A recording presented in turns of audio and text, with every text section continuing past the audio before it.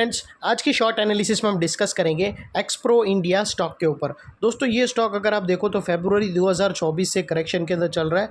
मोटा मोटी देखो तो दोस्तों इसने पूरे 6 महीने यानी पूरा आधा साल करेक्शन में बिता दिया। और करेक्शन में भी दोस्तों इसने दोनों तरह का करेक्शन दिया है। मोस्टली इसने प्राइस वाइज करेक्शन दिया है या फिर उसने टाइम वाइज करेक्शन दिया है। प्राइस वाइज करेक्शन के अंदर दोस्तों स्टॉक काफ़ी हद तक डाउन साइड करेक्ट हुआ है, और टाइम वाइज करेक्शन के अंदर दोस्तों स्टॉक ने एक लंबी साइडवे कंसोलिडेशन कराई, बेस बनाया और अल्टीमेटली इसको ब्रेकआउट किया है। अब फिलहाल ये स्टॉक को देखो तो दोस्तों यहाँ पर मल्टीपल पॉजिटिव फैक्टर्स एक साथ ब्रेकआउट हुए। ये स्टॉक के अंदर दोस्तों डाउनवर्ड स्लोपिंग पैरेलल चैनल थी जो एक स्ट्रॉन्ग रेजिस्टेंस का काम कर रही थी। अल्टीमेटली स्टॉक ने उसको ब्रेकआउट किया है। यहाँ पर करेक्शन कंप्लीट के कंफर्मेशन मिले हैं, पॉजिटिव क्लियर डाइवर्शन मिला है और एक बहुत बड़ी रिवर्सल चार्ट पैटर्न मिली है, जिसके तहत ये स्टॉक करंट लेवल में अपसाइड में 20 से 22% रनअप के लिए रेडी है। लेकिन दोस्तों इसमें कोई भी हमारी बाय सेल होल्ड रिकमेंडेशन नहीं है। ये प्योरली एजुकेशन पर्पज़ से आप लोगों से हम अपना पॉइंट ऑफ व्यू रख रहे हैं। कोई भी पोजीशन लेने से पहले अपने एडवाइज़र को एक बार ज़रूर कंसर्न कर लेना। दोस्तों, आप लोग देख सकते हो कि ये वो टॉप एरिया था जहाँ से करेक्शन का आगाज़ हुआ था, और यहाँ से कुछ ऐसी downward sloping parallel channel stock के अंदर बनी। और जब तक स्टॉक ये डाउनवर्ड स्लोपिंग पैरेलल चैनल में बना रहा, स्टॉक प्राइस वाइज करेक्शन होता गया और इसके अंदर back to back lower lows hit होते गए। दोस्तों, अगर आप देखो तो पहला लोअर लोज यहाँ हिट हुआ, सेकंड लोअर लोज यहाँ हिट हुआ, थर्ड लोअर लोज यहाँ पर हिट हुआ, फोर्थ लोअर लोज यहाँ पर हिट हुआ। और जैसे ही दोस्तों ये downward sloping parallel channel upside में ब्रेकआउट हुई, इसने मल्टीपल हायर हाइज को एक साथ ब्रेक करके उसके अबाव हाई वॉल्यूम क्लोजिंग देकर, सस्टेन क्लोजिंग देकर कंफर्म कर दिया करेक्शन इज़ कंप्लीटेड। यहाँ पर दो बड़ी चीज़ एक साथ हमें मिली दोस्तों। पहले तो इसने डाउनवर्ड स्लोपिंग पैरेलल चैनल को अपसाइड में ब्रेक किया, जिसके वजह से ये जो पिछले आधे साल से डाउन साइड फॉल आ रहा था वो अल्टीमेटली रुक गया। और सेकेंडली इसके अंदर जो back to back lower lows hit होने की जो चेन बनी हुई थी उसे तोड़कर उसके अगेंस्ट में इसने first time higher highs register किया, जो हमें कंफर्म करता है कि स्टॉक के अंदर बॉटम लग गई, करेक्शन कंप्लीटेड। यहाँ पर दोस्तों अपसाइड ट्रेंडिंग मूव स्टार्ट हो गया है। अनलेस एंड अनटिल कोई नया लोअर लोज हिट ना हो जावे या फिर पुराने लोअर लोज के नीचे क्लोजिंग ना मिले, तब तक हम यही मानकर चलेंगे कि स्टॉक के अंदर करेक्शन कंप्लीटेड, बॉटम लग गई है। और दोस्तों देख लेते हैं डाइवर्शन का पार्ट।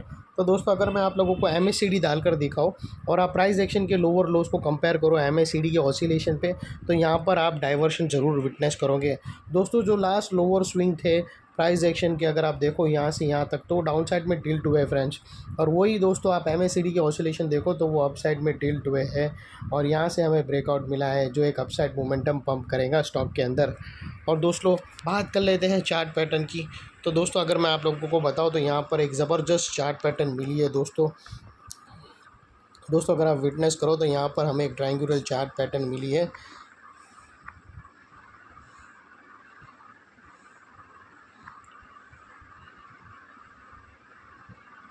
दोस्तों, यहाँ पर triangular chart pattern clearly breakout होते हुए मिली है।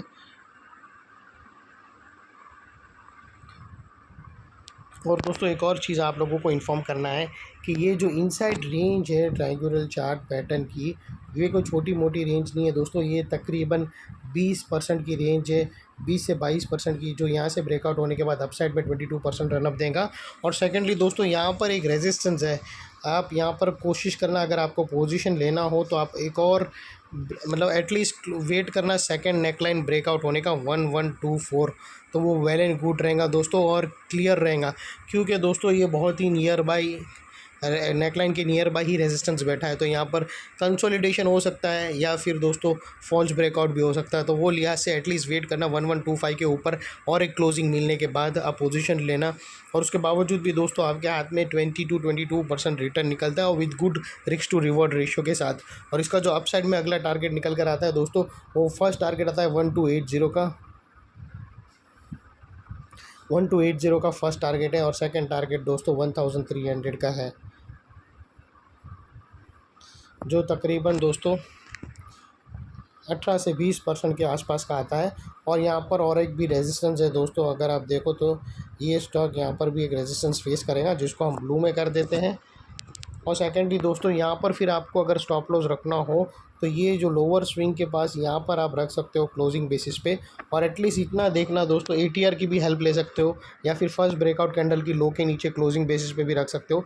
लेकिन दोस्तों इतना देखना कि आपका risk to reward ratio at least 1:1.5 हो दोस्तों, उसके नीचे नहीं। 1:2 मिले तो वेल एंड गुड, लेकिन दोस्तों एटलीस्ट 1:1.5 तो मिनिमम होना ही चाहिए। और दोस्तों ये जो नेकलाइन के पास वाला एरिया, ये बहुत ही इंपॉर्टेंट एरिया है, क्योंकि अगर आप देखो तो यहाँ पर मल्टीपल पॉजिटिव फैक्टर्स एक साथ एक्शन में आते हुए मिले। यही एरिया पे दोस्तों हमें downward sloping parallel channel upside में ब्रेकआउट होते हुए मिली। यही एरिया पे लोअर लोज हायर हाइज में शिफ्ट होते हुए मिले। यही एरिया पे दोस्तों MACD के थ्रू क्लियर डाइवर्शन मिला। और यही एरिया पे दोस्तों एक ट्रायंगुलर चार्ट पैटर्न बॉटम से ब्रेकआउट होते हुए मिली। तो दोस्तों जो एरिया अभी तक एक स्ट्रॉन्ग रेजिस्टेंस है, वो अल्टीमेटली स्ट्रॉन्ग सपोर्ट बनकर खड़ा है। और जैसे ही सेकंड नेकलाइन ब्रेक होगी उसके बाद स्ट्रॉन्ग सपोर्ट बन जाएगा। और इन केस अगर स्टॉक अपसाइड गया और ये जो ब्लू लाइन के आसपास अगर सेलिंग प्रेशर फेस करके वापस वो नीचे आने की कोशिश किया, तो नेकलाइन के पास ये एरिया एक स्ट्रॉन्ग सपोर्ट का काम करेगा और स्टॉक को इधर अपसाइड में पुश करेगा या फिर साइडवे कंसोलिडेशन में। और इतने बड़े स्ट्रॉन्ग सपोर्ट के नीचे ही तुम्हारा स्टॉप लॉस आना चाहिए दोस्तों, जो आसानी से हिट ना हो। लेकिन बाय एनी चांस अगर क्लोजिंग बेसिस पे हिट भी हो जाता है तो दोस्तों नो इफ नो बट, सीधा स्टॉप लॉस देकर ट्रेड को क्लोज। ये थी हमारी शॉर्ट एंड स्वीट एनालिसिस। अच्छी लगे तो प्लीज़ चैनल को लाइक शेयर सब्सक्राइब करते रहना फ्रेंड्स। Thank you.